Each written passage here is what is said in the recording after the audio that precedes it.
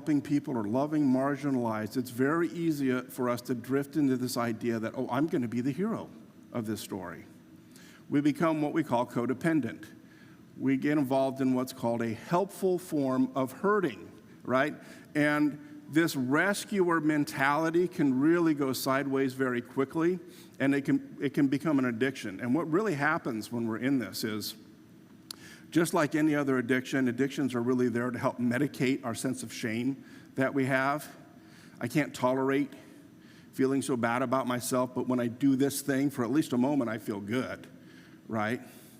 And so we gamble, or we look at pornography, or we get drunk, or we engage in these addictive activities to try to escape our shame. And every time we do them, we get a little dopamine hit, that helps us feel good and get through the day. Well, the same thing happens with rescuing when it's about us. It's like, oh, look, I'm going to help this person, and then I can think of myself as better. I'm not such a bad person. And that's really important for us to figure out. I've always said I've been involved in helping people get out of addiction for over 25 years, and I always say, porn addicts go online, gambling addicts go to the casino, food addicts go to the restaurant of choice, and codependents go to church. Because that's where you get rewarded for rescuing people, but usually in a way that takes away their dignity and takes away their power and takes away their strength. Boaz understands this is not about him, this is about Ruth and Naomi. It's about getting their problem solved, and if someone else can do it, then that's fine, but if they can't do it, then I will do it. It's important for us to understand when we love the marginalized, it's not about us. It's not about trying to escape our shame. It's not about us being the heroes for a moment and feeling good about ourselves. It's about helping someone get back on their feet. And so Boaz says, ask him. If he says no, I will do it, but here's my promise to you. One way or the other, you're not going to be vulnerable anymore. And in that instant, Ruth's whole world changes. In that instant, Naomi's whole world changes. And here's what I want us to see this morning as we look at the pain and the suffering and the injustice in this world that can be so overwhelming. Here's what I want us to see as we're tempted to despair and think this world's never going to change. There's just too much out there. What I want us to see is this. You don't have to change the whole world to change one person's whole world, right? You can change one person's whole world. Is it possible this morning that God is not asking you to change the world? Is it possible that God is calling you to change one person's whole world? Remember Syria, the 10-year-old? There's a group called International Justice Mission. It's a Christian organization, and their mission is to end slavery in our lifetime. Just one slave at a time. And a group of people came into his village, and they worked with the law enforcement to understand justice issues, and they actually freed Syria, and now he's no longer a slave. He's back with his family, dreaming of becoming a pilot. Isn't that fun? Do you remember the 86-year-old woman in Rwanda? There's a Christian organization called Living Water International, whose mission is to make sure everyone in our lifetime gets safe access to clean water. They went to her village, and they built a well next door to her house, right? That's two people whose whole world changed. So now I'm going to let you in on a little secret. We've been building up to this moment for several months now. So we did a series a few months back called My Neighbor Nineveh, where we talked about how God may be calling you to love someone. Could be in town, could be on the other side of the world. Could be someone just like you, could be someone completely different from you. It could be your best friend, it could be your worst enemy. There is someone whom God is calling you to love that maybe you weren't aware of, and we challenge you to figure out, who is God calling you to love?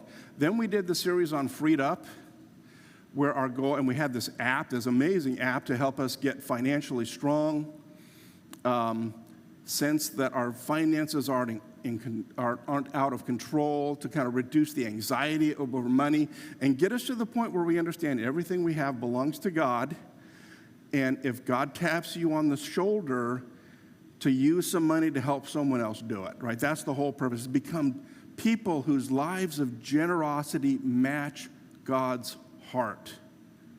And then in this series, we're building on that to say, God is calling you to change someone's whole world. And that's what I want you to wrestle with this morning. I want you to wrestle with, no matter who you are, no matter what you have, there is someone, and God is calling you to change their whole world. Someone who's just vulnerable. They're just like you in every other way, except life has made them vulnerable. And God wants you to help them get back on their feet. And then He wants you to do it again. And then He wants you to do it again. And that could be the story of your life, is the succession of experiences where you change someone's whole world and then they live the life that God has called them to live. Isn't that an exciting way to spend your life? Isn't that an amazing thing that God is inviting each and every one of us into? That's a life worth living. There's so many ways to do that.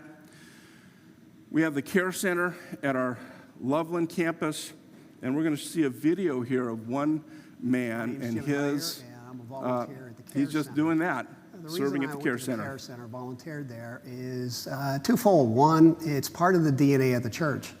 It's, go to the missing and love the marginalized and go, act as God's kids. And the Care Center is very much that second one where we help the marginalized, that is the people that are under-resourced. The second thing is that people that are under-resourced, they need the additional help because there's a lot of barriers that gets in the way. And to get them to be self-sufficient, the first thing we need to do is we need to develop the trust and the respect and build relationships with them.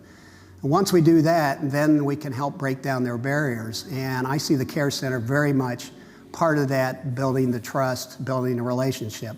The reason I like it so much is exactly that. I could actually say that I'm starting to feel like I'm developing some friendships with some of the people that come. It's really neat when you talk to somebody and you know the difficulties they're going through, and you see them again and you can talk to them about it. They're really impressed that you can remember that, and you can see the barriers start to break down and they start to trust you. The other thing is that my whole life I've been kind of service-oriented, so it fits right into what I like to do. I like helping other people, and the Care Center allows you that opportunity to help others, and I really enjoy that. I do think it has an impact on people. I think, like I said, people come, they seem to enjoy the relationships, they seem to enjoy the socialization, and you can watch them in some cases where at first they didn't want to do anything. You can see later on they're starting to volunteer and do some of the other things to help break their barriers. And that's kind of neat. It's a really nice thing to watch. That's fun. So here's my question for you this morning. Whose whole world have you changed recently? Whose whole world is God calling you to change next? I love this quote from James 1:27, where he says, "Religion that God our Father accepts as pure and faultless is this, to look after orphans and widows in their distress and to keep oneself polluted from the world." That's what matters to God. That's where His values are. And so now we're going to turn to party mode for a little bit. I'm very excited to be able to share some stuff with you. You remember during the Freed Up series, we as a rule give a minimum of 25% of everything that comes into North Star back out to local and global missions in order to go to the missing, love the marginalized. And we said when we did our Freed Up series on generosity, the elders, God put on the elders' heart that we're going to give away 60% of everything that comes in. And we asked you guys to email the elders, talk to the elders, about where we might give that money. And so I get to talk about where we're giving that money. It actually turned out to be 68% that we're giving to local and global missions. And so the first thing is we're giving $3,000 to my favorite nonprofit, which is Tried and True Parenting. Talk about loving the marginalized. The reason why this is my favorite is because Tried and True helps parents love their kids well and learn how to parent your children so that you build strong relationships with them while you're building their character. And they also help those of us who are parenting traumatized children who've experienced trauma, adopted children, foster children, or even our own children who experience trauma. Like, that's marginalized. That's a hard thing to do, but how do you do that well, right? And so we're giving $3,000 to my favorite nonprofit, Tried and True Parenting. The next thing we're going to do is we're going to love the local under-resourced students. So we'll be giving $3,000 to an under-resourced church in Cincinnati that can't afford to send its kids to summer camp. So kids are going to be experiencing some good stuff this summer that wouldn't have experienced it without your generosity. The next thing, we're giving $3,000 to love local inmates, to provide Bibles and biblical literature for the inmates we reach through our North Star jail ministry. I was talking to some with our jail ministry recently, and they just said they have nothing to read. Like, there's nothing there to do with their time, so we're going to do that. This is a real fun one. We're going to give $3,000 to love a neighbor who loves well, our own friend Alberta, with Highly Favored, which is a ministry that provides help to deprived villages in Ghana, Africa, and also people here in town. I want to encourage you, if you haven't been on their website yet, Highly Favored F, that's highlyfavoredfoundation.com. If you haven't been on that yet, just go on that and get excited about all the things they're doing to change someone's whole world. So we're giving $3,000 to that. We're going to be loving the children of Haiti by giving $3,000 to the back-to-back staffing in Haiti as they continue to love the orphans during this really stressful time of civil unrest in Haiti.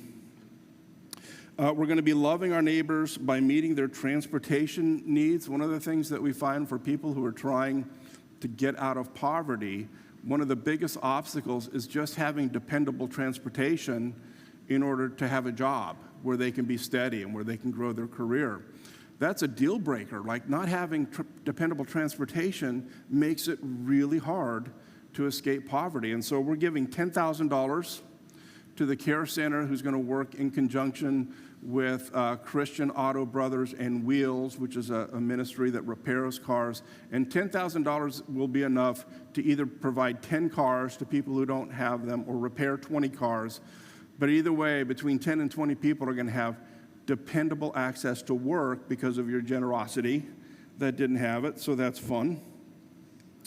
We're going to love the persecuted church in Afghanistan. We'll be giving $10,000 to help provide aid and support to the pastors who are now under Taliban rule. And so we'll be working with our current mission partner, Global Catalytic Ministries, on this project. So I don't know about you, but man, I was praying for Christians in Afghanistan up till then, and just broke my heart to see what's going on over there. So we're gonna try to change people's whole world there. And then finally, we're gonna love the persecuted church in India. We'll be giving $65,000 to build a multi-use facility that will be used for a school, a church, and job training for a nomadic people group in a highly persecuted area of northern India. These are some of the most persecuted, marginalized people on the planet, and we have ministry partners over there that are trying to minister to them, and it's also one of the most persecuted places on the planet. And so we're going to be building a ministry center for them. And by the way, we want to send a team of people over to help with that.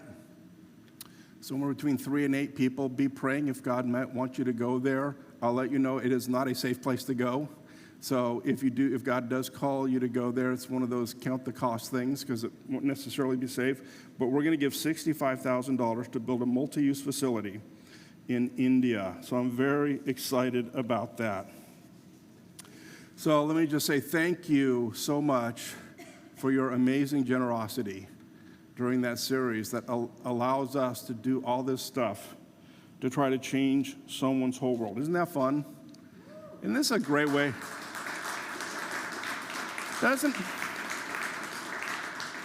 Doesn't this feel like religion that is faultless and acceptable in the eyes of our God, to do this with our time and our resources?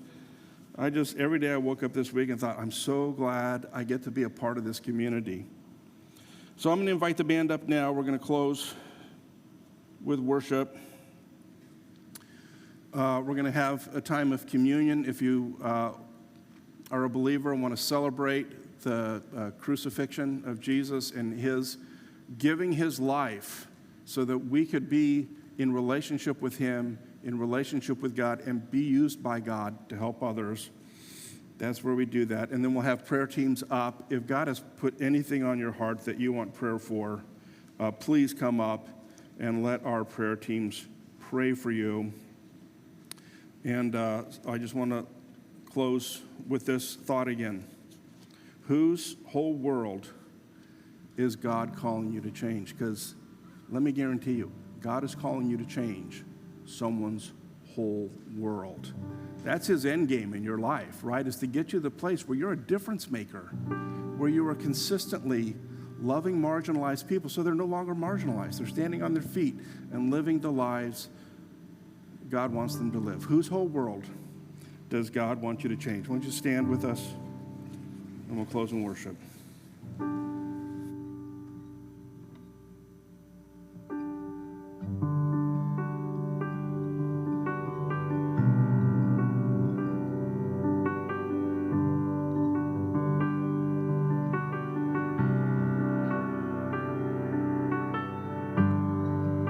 Worthy of every song we could ever sing,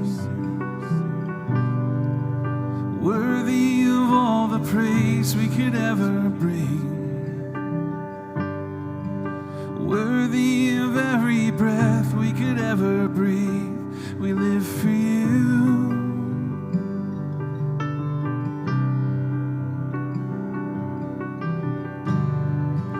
Jesus, the name above every other name. Jesus, the only one who could ever save. Worthy of every breath we could ever breathe. We live for you. Jesus, sing holy. Holy, there is no one like you. There is none beside you. Open up my eyes in wonder. Show me who you are and fill me with your heart and lead me in your love to those around me.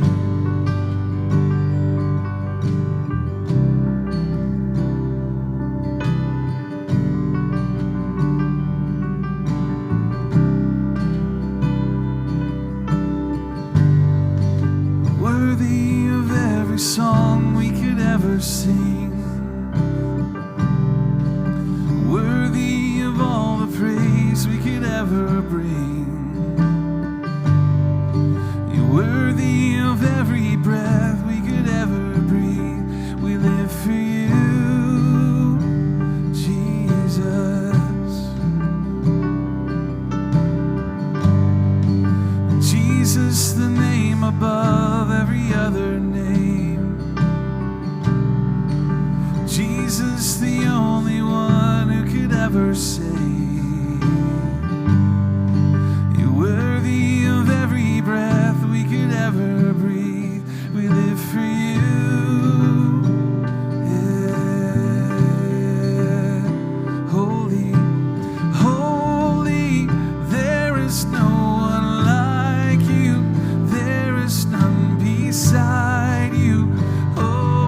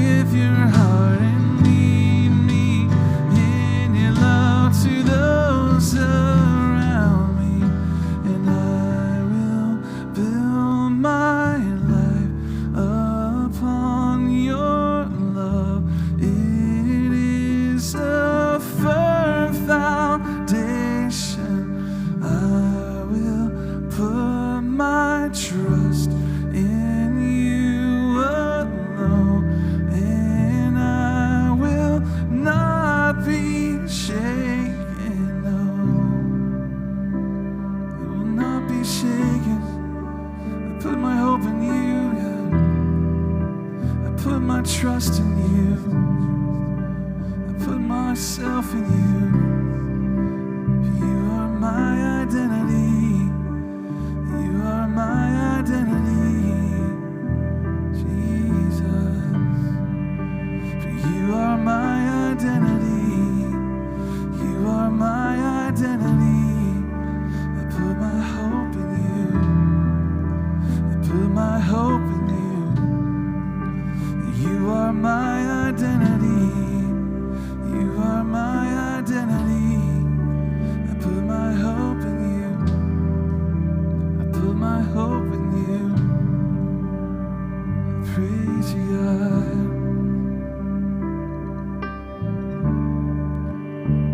I praise you, God. I praise you, God. My identity. You are my identity.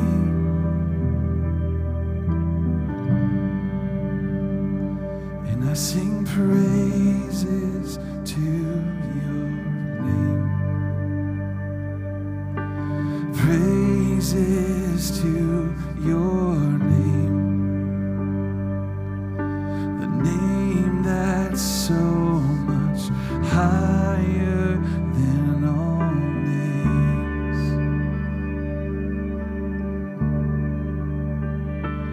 And all honor to your name.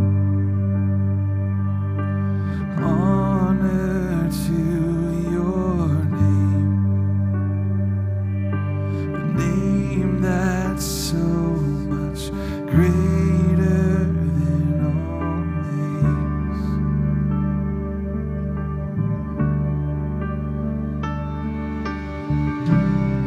So be lifted up. Be lifted higher. So be lifted up. Be lifted higher.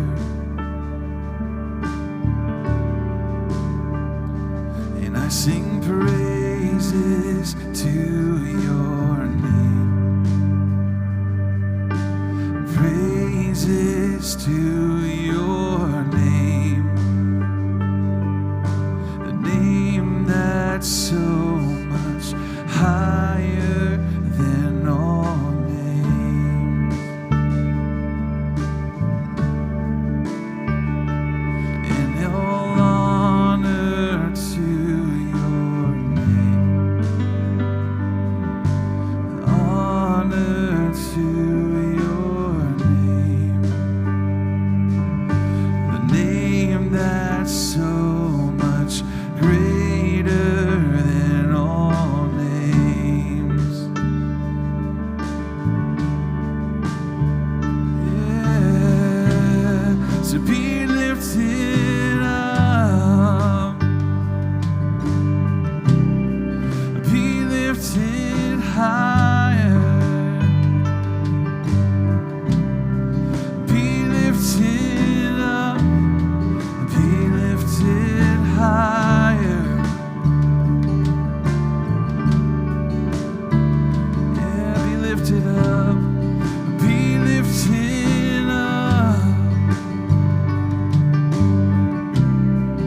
Be lifted higher.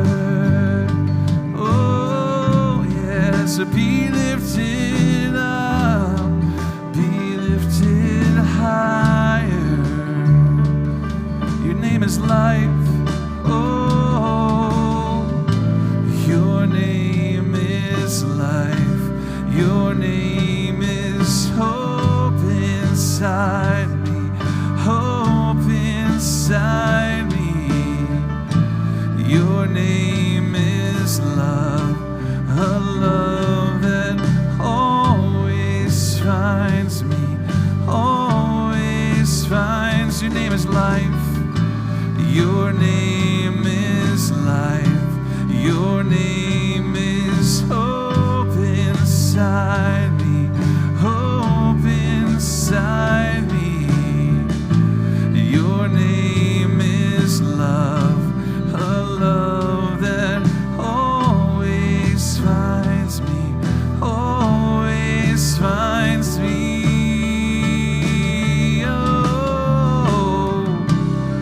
So be lifted up, be lifted higher. So be lifted up, be lifted higher.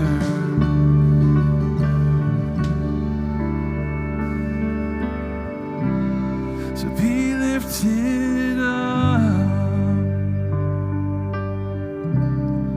be lifted higher, Jesus. Be lifted up, be lifted higher.